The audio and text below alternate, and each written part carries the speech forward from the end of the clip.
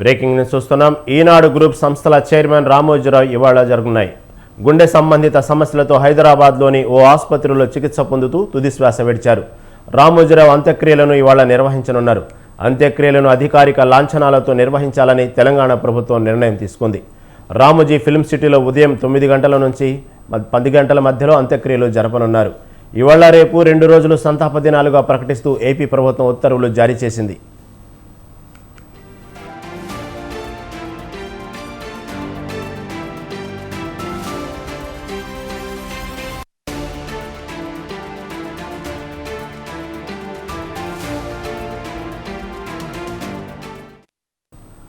రామోజీరావు తన స్మారక కట్టడాన్ని ముందే సిద్ధం చేసుకున్నారు.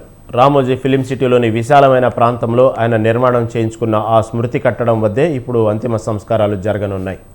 రామోజీరావు అంత్యక్రియలను అధికారిక లాంఛనాలతో నిర్వహించాలని తెలంగాణ ప్రభుత్వం నిర్ణయించింది.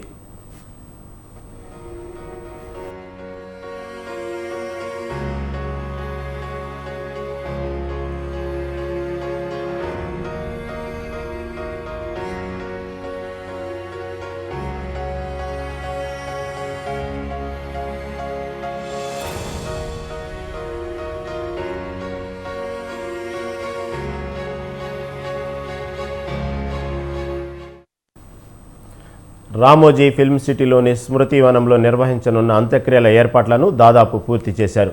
పలువురు ముఖ్యమంత్రులు, ప్రముఖులు, పెద్ద ఎత్తున ప్రజాప్రతినిధులు తరలి రానున్న దృష్ట్యా పకడ్బందీ భద్రతా ఏర్పాట్లు చేయాలని సీఎస్ పోలీసులకు అధికారులను ఆదేశించారు. అంత్యక్రియల కార్యక్రమాన్ని వేదిక వెలుపల ఎల్ఈడి తెరల ద్వారా ప్రత్యక్ష ప్రసారం చేయాలని రామోజీ ఫిల్మ్ సిటీ ప్రతినిధులకు పోలీసులు సూచించారు.